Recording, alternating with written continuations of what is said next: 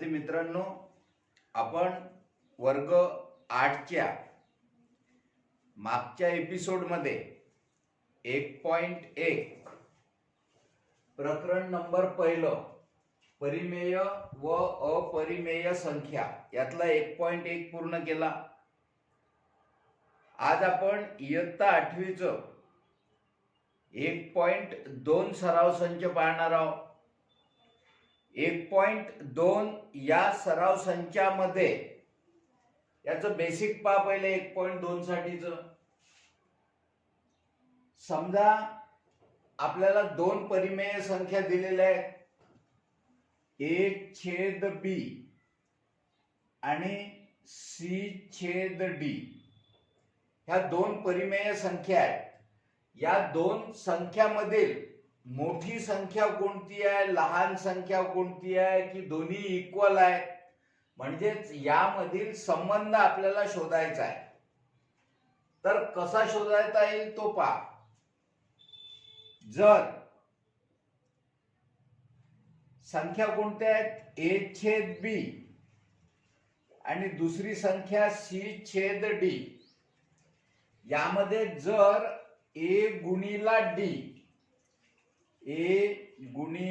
d हा जो पहिला गुणाकार आहे, हा पहिला गुणाकार मोठा असेल दुसऱ्या गुणाकारापेक्षा, म्हणजेच b गुणिला c पेक्षा पहिला गुणाकार जर मोठा असेल दुसऱ्या गुणाकारापेक्षा, तर पहिली संख्या मोठी असते दुसऱ्या संख्येपेक्षा।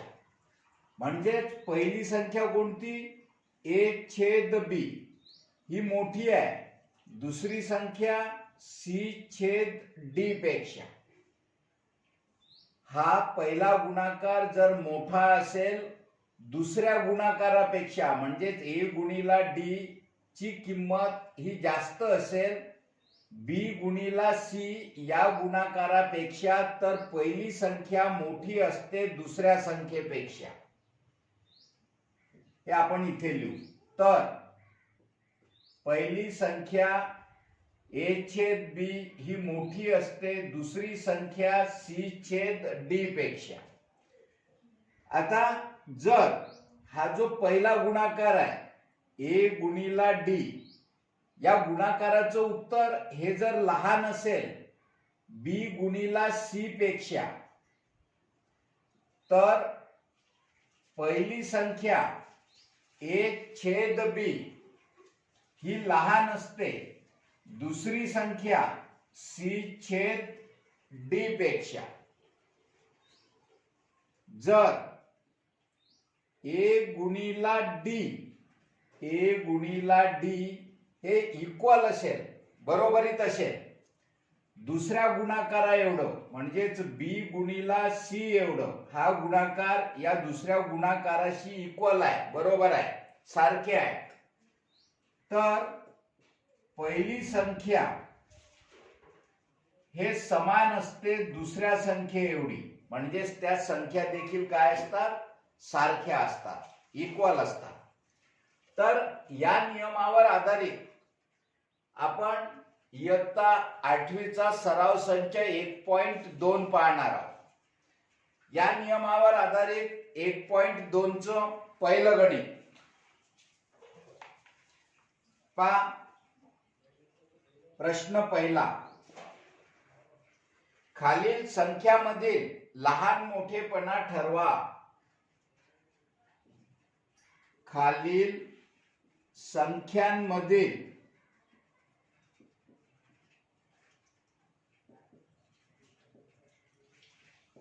लहान मोठेपणा ठरवा। खालील संख्यातील आपल्याला लहान मोठेपणा ठरवायचा आहे। त्यासाठी पहिली संख्या आहे -7 -2, दुसरी संख्या आहे 0 -9/5, तिसरी संख्या आहे 8/7 आणि 0। चौथ्या दोन संख्या दिलेल्या आहेत आपल्याला ऋण 5/4 आणि 1/4 10 गणित आहेत. यामधले आपण इथं 4 गणित लिहिलेले आहेत. आपल्याला पहिल्या प्रश्नामध्ये आपण शिकलो की नंबर 1 मध्ये सर्व धनसंख्या ह्या 0 आणि सर्व ऋण संख्यांपेक्षा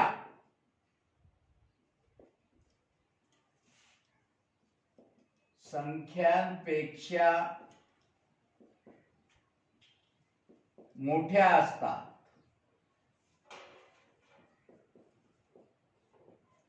नंबर 2 मध्ये आपण शिकलो की 0 हा सर्व ऋण संख्यांपेक्षा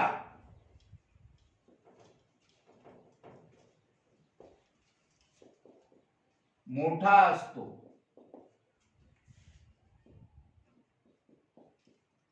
आणि नंबर 3 मध्ये शिकलो डावीकडील संख्या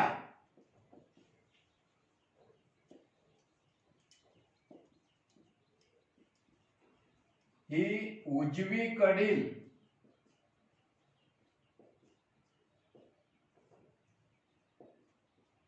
संख्येपेक्षा लहान असते. संख्या रेषेवर आपल्या डावीकडची संख्या ही उजवीकडील संख्येपेक्षा लहान असते. हे आपण प्रश्न क्रमांक सराव संच 1.1 मध्ये शिकलेला आहोत. यातलं हे पहिलं गणित पहा. गणित नंबर 1 चं आपण उत्तर लिहू. इथं आपल्याला ऋण 7 दिलेले आहे. ऋण 7 आणि ऋण 2. यामधील ऋण 7 ही संख्या रेषेवर डावीकडे येते. ऋण 2 हे उजवीकडे असतात. त्यामुळे ऋण 7 लहान आहेत ऋण 2 पेक्षा. उत्तरामध्ये फक्त असं लिहायचं ऋण 7 लहान आहेत ऋण 2 पेक्षा. नंबर 2 0 आणि ऋण 9/5 हा 0 आहे आणि ही 9/5 जी संख्या आहे ही ऋण आहे. मग सर्व ऋण संख्या पेक्षा हा 0 मोठा असतो. म्हणजे 0 हा सर्व ऋण संख्यांपेक्षा मोठा असतो. म्हणून 0 मोठा आहे ऋण 9/5 पेक्षा. दिलेल्या संख्या कोणत्या आहेत? 0 आणि ऋण 9/5 हे आणीचं चिन्ह आहे. म्हणून 0 मोठा आहे ऋण 9/5 पेक्षा. त्यानंतर प्रश्न तिसऱ्याचं उत्तर पहा. 8/7 आणि 0. पहिली संख्या आहे 8/7 आणि दुसरी संख्या आहे 0. 8/7 याला चिन्ह नाही म्हणजे धन चिन्ह आहे. आपल्या नियमानुसार सर्व धन संख्या 0 आणि सर्व ऋण संख्यांपेक्षा मोठ्या असतात. म्हणजेच 8/7 मोठे आहेत 0 पेक्षा. प्रश्न क्रमांक 4 चं उत्तर पाहू. संख्या ऋण 5/4 आणि दुसरी संख्या आहे 1/4. हे 5/4 ही संख्या ऋण आहे तर 1/4 याला चिन्ह नाही म्हणजे धन आहे. म्हणजेच ऋण संख्या ही धन संख्येपेक्षा लहान आहे. म्हणजेच ऋण 5/4 लहान आहे 1/4 पेक्षा. त्यानंतर प्रश्न क्रमांक 5 यामधलं आपल्याला 5वं गणित दिलेलं आहे. पहा कोणतं आहे 5वं गणित? 40/29 आणि दुसरी संख्या आहे 141/29. आता या दोन्ही संख्यांचा छेद सारखा आहे. उत्तरामध्ये लिहायचं पहिली संख्या 40/29 आणि दुसरी संख्या 141/29. दोन्ही संख्यांचा छेद सारखा आहे, म्हणून अंश ज्या संख्येचा मोठा असेल ती संख्या मोठी आहे. याचा अर्थ काय आहे की 40 हे लहान आहे 1/141 पेक्षा, आणि छेद दोन्ही संख्यांचे छेद समान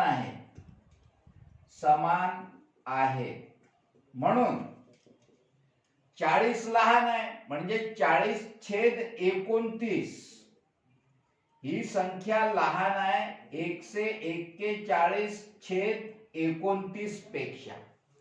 कारण की जर आपण हा गुणाकार केला तर हा जो गुणाकार आहे हा गुणाकार लहान येईल या गुणाकारापेक्षा, म्हणजेच पहिली संख्या ही लहान येते दुसऱ्या संख्येपेक्षा. जर छेद सारखे असले तर ज्या संख्येचा अंश लहान ती संख्या लहान, आणि ज्या संख्येचा अंश मोठा ती संख्या दुसऱ्या संख्येपेक्षा मोठी.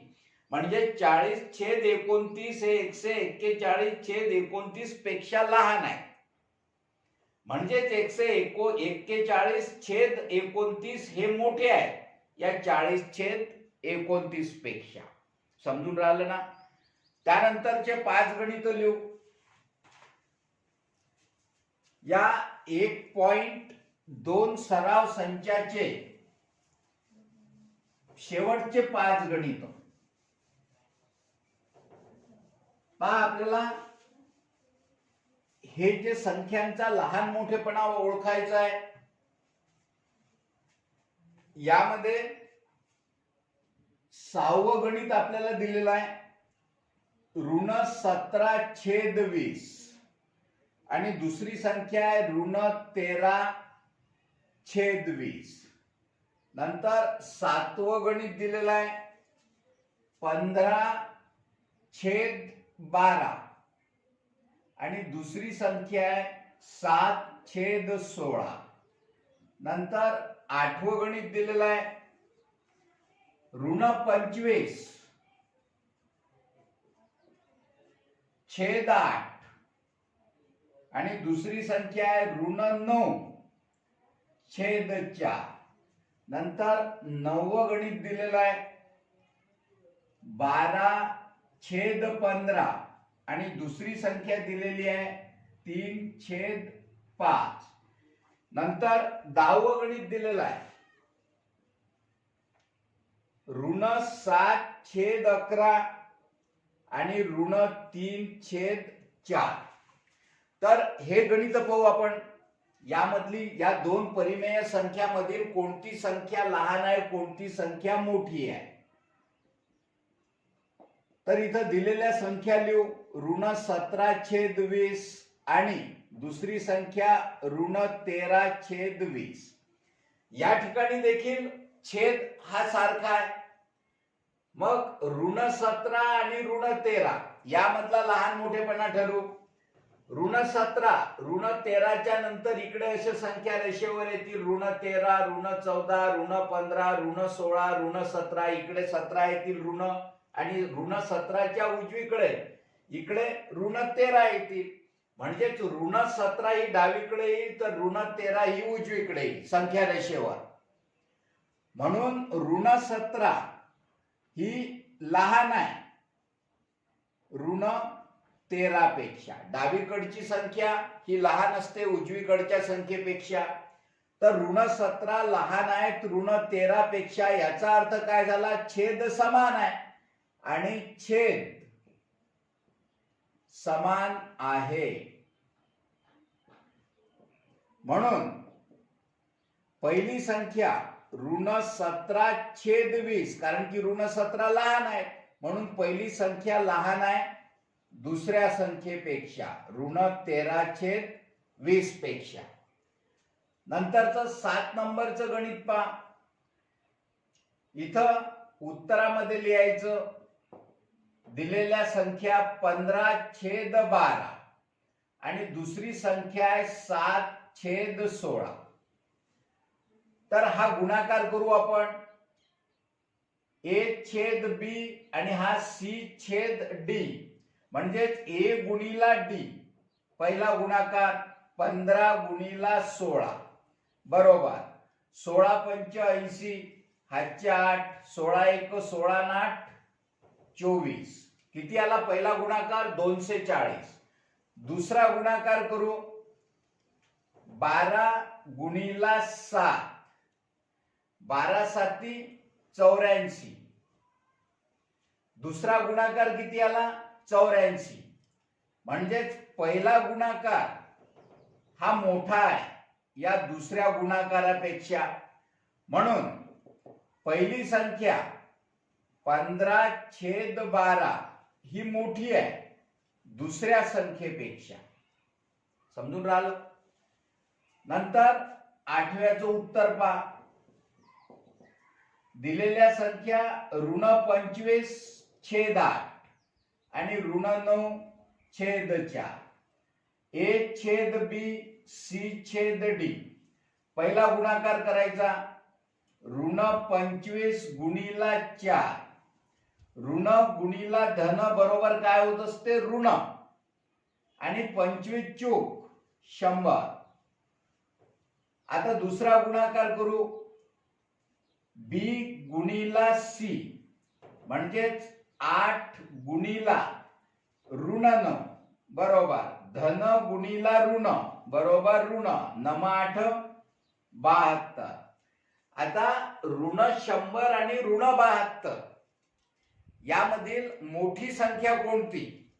तर ऋण 100 ही जास्त संख्या इकडे अशी डावीकडे जाईल आणि ऋण 72 त्याच्या उजवीकडे येतील संख्या रेषेवर. डावीकडील संख्या ही उजवीकडील संख्येपेक्षा लहान असते म्हणजेच ऋण 100 हे लहान आहे ऋण 72 पेक्षा. म्हणून पहिली संख्या पहिला गुणाकार लहान आला म्हणून पहिली संख्या लहान. ऋण 25/8 हे लहान आहे ऋण 9/4 पेक्षा. नंतरचं गणित पहा. गणित नंबर 9. संख्या आहे 12/15 आणि दुसरी संख्या आहे 3/5. A/B C/D. A गुणिला D म्हणजेच 12 गुणिला 5 12 पंच 60. दुसरा गुणाकार करू 15 गुणिला 3 15 त्रिक 45. या ठिकाणी 60 मोठे आहे 45 पेक्षा म्हणजेच पहिला गुणाकार मोठा आहे. पहिला गुणाकार हा असतो A गुणिला D म्हणजेच पहिला गुणाकार जर मोठा आला तर पहिली संख्या मोठी. म्हणून 12/15 मोठे आहे 3/5 पेक्षा. समजलं. इथं गणित नंबर 10 शेवटचं गणित आहे. या ठिकाणी उत्तरामध्ये लिहायचं पहिले ज्या संख्या दिलेल्या आहेत त्या ऋण 7/11 आणि दुसरी संख्या आहे ऋण 3/4. तर छेद अलग अलग आहेत त्यामुळे तिरकस गुणाकार करावा लागेल आपल्याला. पहिला गुणाकार करू A गुणिला D म्हणजेच ऋण 7 गुणिला 4 ऋण गुणिला धन बरोबर ऋण 7/28. दुसरा गुणाकार करू ऋण 3 गुणिला 11 किंवा 11 गुणिला ऋण 3 धन गुणिला ऋण बरोबर ऋण 11 त्रिक 33. आता हे ऋण 28 आणि ऋण 33 यामधील मोठी संख्या कोणती. तर ऋण 28 संख्या रेषेवर शून्यापासून पहिले येतील ऋण 33 त्याच्या पुढे येतील म्हणजेच ऋण 33 डावीकडे राहतील तर ऋण 28 ऋण 33 च्या उजवीकडे राहतील. त्यामुळे ऋण 28 हे लहान राहतील ऋण 28 हे मोठे राहतील ऋण 33 पेक्षा. कारण की डावीकडील संख्या लहान असते, उजवीकडील मोठी असते. ऋण 28 पहिले येतील शून्यापासून आणि नंतर इकडे असे ऋण 33 येतील. तर ऋण 33 डावीकडे राहतील, ऋण 28 उजवीकडे राहतील. डावीकडील संख्या लहान आहे, पहिला गुणाकार आपल्याला ऋण 28 म्हणजे मोठी संख्या मिळाली या संख्येपेक्षा. तर ऋण 28 मोठे आहेत ऋण 33 पेक्षा. म्हणून आपण असं लिहू, पहिला गुणाकार मोठा आला म्हणून पहिली संख्या मोठी. ऋण 7/11 मोठे आहे ऋण 3/4 पेक्षा. विद्यार्थी मित्रांनो, या ठिकाणी आपला सराव संच 1.2 हा कंप्लीट झालेला आहे. इयत्ता 8वीचा 1.3 आपण नंतरच्या लेक्चर मध्ये घेऊन येत आहोत. त्यामुळे याची चांगली प्रॅक्टिस करा. आणि जर तुम्हाला हे लेक्चर चांगलं वाटत असेल आपल्या गुरुकृपा क्लासचं, तर आपलं चॅनल सबस्क्राईब करा. ओके.